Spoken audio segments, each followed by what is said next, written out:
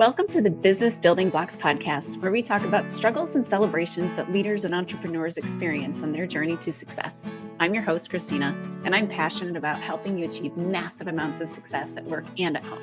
We'll talk about all things people and organizational wellness, share relatable stories, and feature insightful guests because quality people and processes are at the heart of every success story.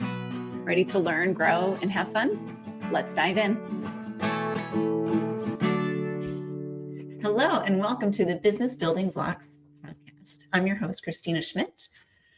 And today we're going to talk about your personal strategy. So what is that, you ask? So I'm going to get into that, but what I want to start with first is why it's so important to have a personal strategy, and particularly to have a personal strategy prior to setting your business or your work strategy. So to tell a bit of a story, as I always do, back when I had first started working, I was on a leadership development program within a large organization. Wonderful, wonderful program.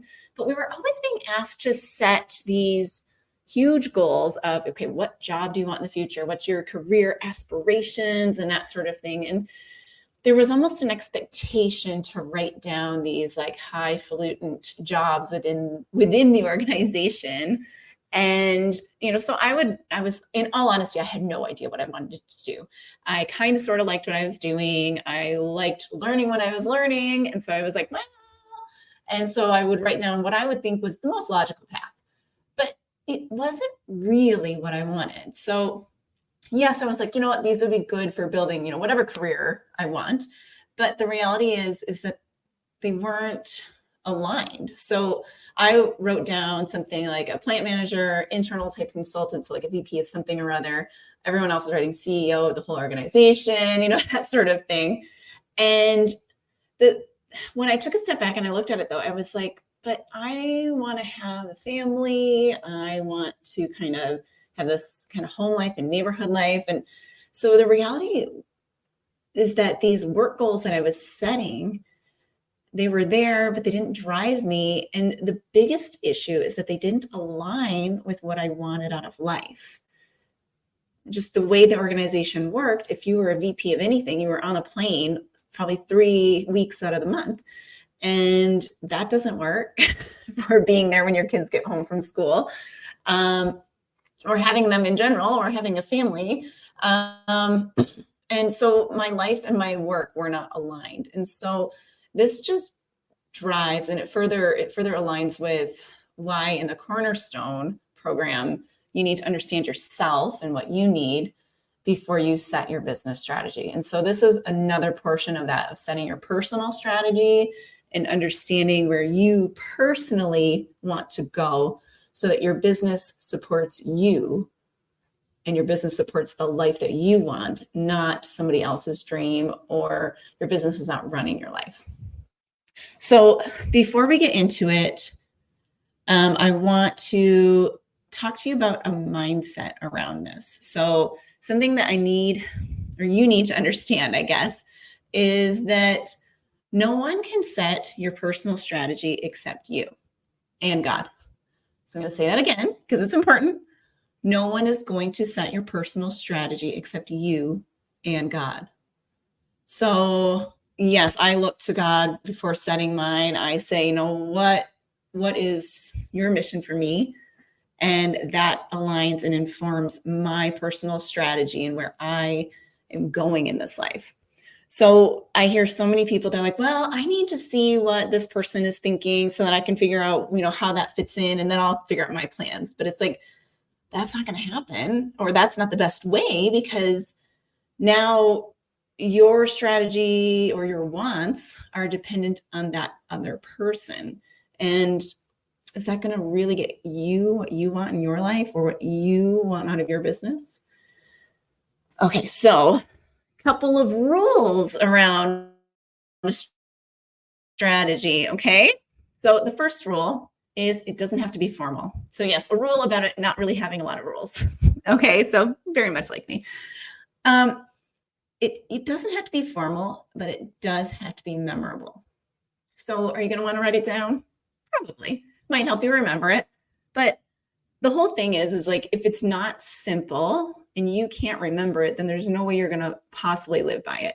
So with whether it's talking about a personal strategy or a work business strategy, I can't stand the fluffy words that are in like vision and mission statements. Like, in all honesty, if we could just throw those words out of our vocabulary, that would make me happy. But it makes sense in terms of what they are. So as long as they mean something. So if you have a vision that you want to be the best leader in the world, that's a vision. Okay. It doesn't have to have fluffy words. You don't have to say, I'm going to be the most falutant, best, most inspiring and something leader in the world, like all those little fluff words. I don't even know them because I don't like them so much.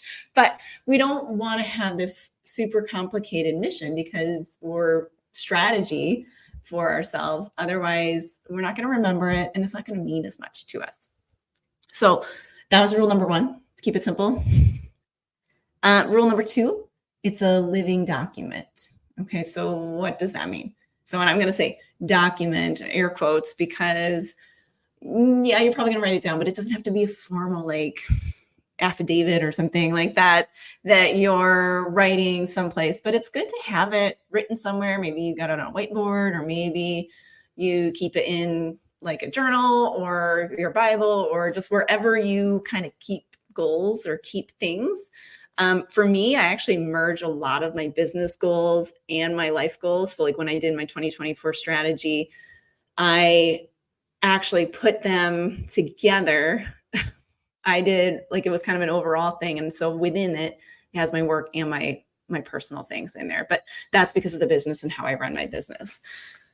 So the second thing is of why it's got to be flexible and a living document is because as you grow, as you define and further define yourself, your overall strategy will change. Even business strategies, you update them at least annually. Some people wait until they run out and then they update it again, but you should be checking and balancing it at least annually, if not quarterly. But you're checking on it. You're making sure this is still the important stuff that I want to be talking about. All right, so let's get into the nitty gritty of what we're talking about with personal strategy. So there are 4 basic parts to it. So the first part is defining your core values. So I got this from The Advantage, which is a Patrick Lencioni book, and it talks a lot about strategy and setting your strategy. So there's 6 simple questions basically in it. But he talks in there about core values and then differentiates them from 3 other types of values. And so I want to go through that with you. I'll link the book in the show notes if you want to get a little more detail behind it. But first of all, your core values, these are like a couple of things, right? Like they're like 1 to maybe 3 things that are like, this is what you're known for. This is how you act. If somebody were to say, let me think about Kristina. Yes, that's how I would describe her. So these are these kind of values. Like no matter what, this is something that you're going to do. They will become clearer as I talk about the other 3 now. So these are the 3. The first one is aspirational values. These are ones that I think people most often, well, maybe second most often, but they most often kind of confuse with core values because they want to do these things. They want to operate this way, but they don't. So when we start putting our aspirational values into our core values, people will start to look at them or will start to look at them and be like, well, I'm not really operating that way, am I? And so if there's something you want to be doing, you can note that down and make that as like a goal to set that, hey, I want to start operating this way and I want to start being this way. So that's aspirational. But when you talk about, is it core? Probably not. Core is going to be something a little bit more natural to you, a little bit more like you always do it because it is just so natural that you do. And so this is just how you operate.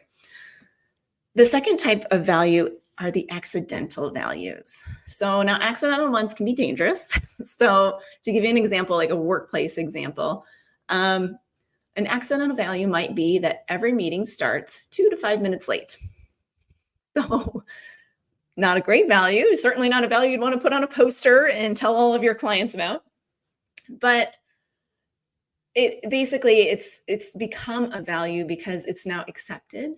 And so it's something that people are just doing all the time. And so it's part of your culture. And so, perhaps there's a value. Like when I was in university, the every 1:00 class actually started at 1:10. That was to give you transition time.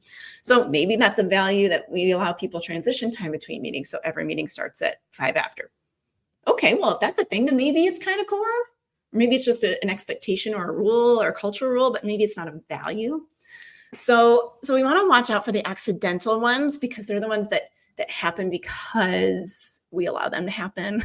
And so kind of being aware of those is good, but they're definitely not core. And the third one, or the fourth one, is a pay to play value.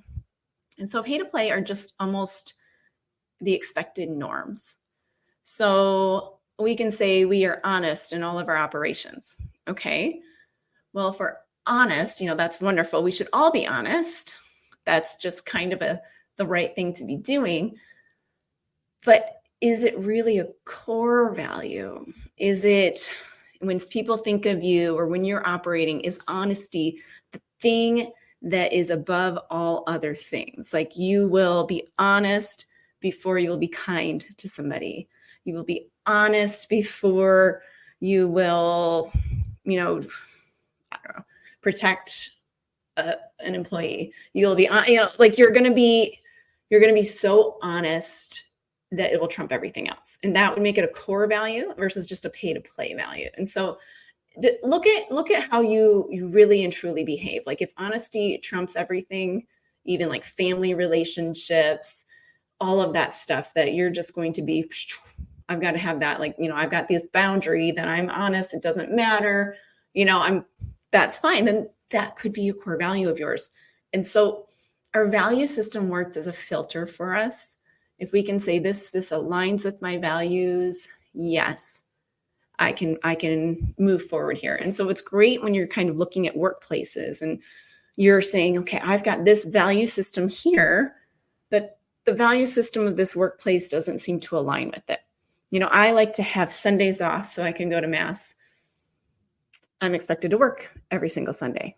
Well, that's maybe not aligning with my value system. And so you've got to kind of look at those sorts of things. So it's great to understand your system first. The second part of it, so once you get your values down, you want to understand your priorities. And so understanding your priorities, I think I talked about this in another podcast with Eva, about understanding your priorities to help you schedule your day. But understanding your priorities will also help you understand your overall strategy. And so priorities can be things like family, kids, work, my home, volunteering, a certain hobby or an activity. Like, so all of these things can kind of be priorities. But what I really want you to do is really get like your top 5. So understand, what are those top ones that really drive me? Because when you start getting down into 10, probably like the 6 through 10 are going to get a little bit jumbled. For myself, I think my 3 and 4 even kind of get a little jumbled sometimes. So really understand your key priorities in life, because that will help you, again, filter through what needs to be happening with your work. Okay, if you understand your personal priorities, then your work will then align. And so with that, your work should probably never be number 1. I'm going to say probably, but not really mean probably. So your work should not be number 1. And so that's why you need to know your personal priorities, which work is not number 1 in order to then figure out your business strategy. And so the next part of it is, this is the one that most people think is like your personal strategy, but these are like your bucket list items. These are the big things that you want to achieve in life. Okay, so you want to have a family that goes on vacations together, or you want to be a speaker, or you want to write 5 books, or you want to go on a vacation every summer, or you want to climb Mount Everest. So like, these are your bucket list items. So brainstorm, go big, go home, that kind of thing. Just write anything and everything down that you might want to have written there. But at some point, you'll want to kind of cross-check those through your value system and through your priorities. Okay. And so when you start doing that, that's what brings us into the fourth item. What are the things I'm working on right now? Okay. So maybe something doesn't fit, like climbing Mount Everest might not fit in your priorities right now, but it's still something you want to do. So you still keep it on there, but it's not like on there, like you're not working on it actively. Maybe you're staying healthy so that in 10 years, when you can do it, you can work on that. Okay. So it's good to have them there, but you're not actively working on them. Okay. And so those are the 4 points. So your core values, your priorities, your bucket list items, and then what am I working on right now? So once you have those 4, then you can kind of say, okay, now how does my work support these things? And so for me, when I look at my things, my work has to be flexible because I have to be supporting my kids. And my work has to give me that ability to be done when they're done and maybe not have tons of evening things or early morning things just because that's where I need to be right now. They're little guys, right? So understanding how my life is and what things are important to me right now is helping me set my business goals. And so I took all of that into account when I set my 2024 goals this year. And I said, you know what? I've got some things happening this year that are going to take more of my work time away. And so I need to lessen my goals a little bit here and maybe soften this one because I've got to do a little balance in between. So some things that might help you to do this. And I am very fuzzy if you're watching the YouTube video, so I apologize. But some things that may help you do that. The first one is the more you know about yourself and understanding your motivations and what drives you, that will help you in developing these things. So both in developing your value or understanding what your values are, but also developing and making sure your priorities are lined up. And the second thing that will probably help you, I guess, further align these things as well is maybe it's an exercise more, but understanding or putting yourself into sitting in the seats of your own funeral. Okay, so you're sitting in your own funeral and somebody is giving your eulogy. What are the things that you want them to say? And so this will help you define your values, the things you want to accomplish, your priorities. And so it's a great exercise to do if you're trying to work on developing your personal strategy. And so, maybe update that and look at that every year or two as well, because again, things change. So I'm going to share with you my personal strategy, just to give you an example as to what that might look like for somebody. So my core values, so I've got 2 of them defined. I'm kind of refining them still, but my 2 are bringing the joy of God to every situation. And so what that looks like for me is that even if I'm working super hard at something or I'm, in the trenches, I still want to have a laugh. I still want to bring some levity to the situation, have some fun, have a smile, even if you're in the middle of a fight or maybe the worst kind of season of your life ever. You need to have some joy within there, and God can bring you joy.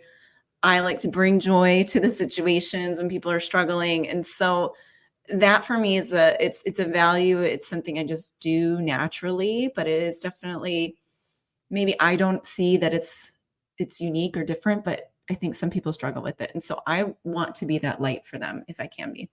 And the second one kind of aligns with it a bit, but I'm going to help when I can.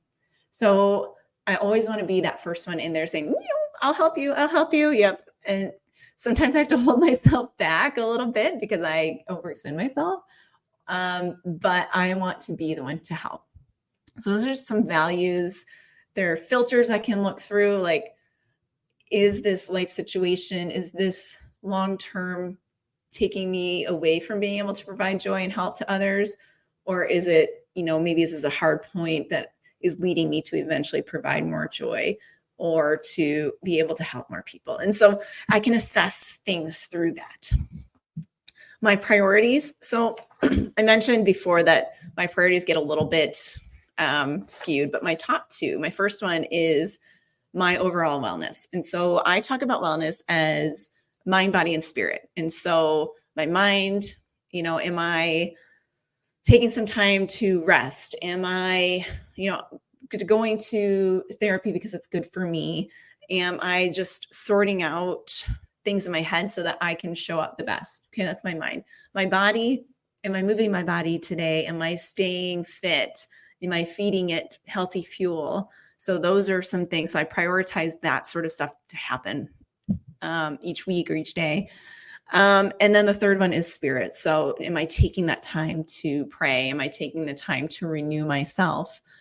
So I have to prioritize those things first, because if I don't show up well, then I can't lead well, whether it be leading my family or leading in a business sense or coaching a client. And so that has to be my top priority, because it's like the oxygen mask thing. If I don't put my oxygen mask on, I'm not going to be there for everyone else. So that's my top.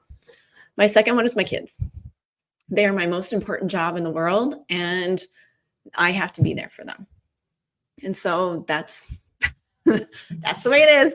And my third one then is my career. And so I've got to make money to support those kids. And so that, and plus I get joy from my career. So that helps a lot. My fourth one is my extended family. They're very important to me. And then my fifth one starts to kind of get a little mushy. Okay. So sometimes my extended family will trump my career, but that's just depends on the situation. And so 3 and 4 get muddled a little bit as well. But overall, I understand these are the priorities and how they have to go. It helps me sort out my day. It helps me sort out my year and my life priorities and that sort of thing. So some of the things I'm working on right now. So I'm working on decluttering of my home. So that's a home priority. I'm working on growing and developing my business, which is a work priority. And I'm working on some things with my kids. So some bedtime routines and some boundaries setting for them. So just working through some of those things and keeping those top priorities, they're easy to remember. I didn't have to write them down. I did write them down so I wouldn't forget, but I don't have to look back to know what they are. So these are the things that I know I'm working on, and I can kind of plan my day because I know those things in my head. And I can take work projects or not take work projects based on that. Or I can say, yep, I'm going to do this sort of thing to market my business because it makes sense for the rest of my life. Okay. So I hope this has been helpful to get your mindset right, to set your priorities. And yes, if you're listening to this kind of real time, it is the end of January. Yes. Many of us are still trying to hone in those goals and those strategy plans. I've been working on mine. Obviously I was able to kind of rattle them off for you. So I've been working on mine, but, I'm still honing it in a bit more. But so if you're still working on yours and you're still looking at, okay, what makes sense and you're kind of stuck, then take a step back, look at your personal strategy, make sure your work one is aligning, because nothing is worse than coming to the end of the year and saying, I did a lot of time at work and I spent a lot of time working on these goals, but they're not taking me to where I want to be. So really make sure you understand where you want to be in your life before you figure out where your business needs to be. So if you found this episode helpful, please share it with a friend. And don't forget to subscribe to it. It's on all your podcast places. I also have it posted up on YouTube if you want to subscribe to the YouTube channel and get some of the visuals. And if you want more information about how to work with me or more information about personal strategy and the working genius and how to kind of get a better understanding of yourself and how that will help you lead better, then go to my website at KristinaSchmidt.ca. And that's with Kristina with a K and Schmidt with 2 T's, no D. So go check that out. I've got a course that's coming up where we'll talk a lot about your personal strategy and understand how you fit into your leadership. So go check that out. It starts in May. So keep watch. I'll give you more information as that goes. And I will see you next time. I hope you have a great day.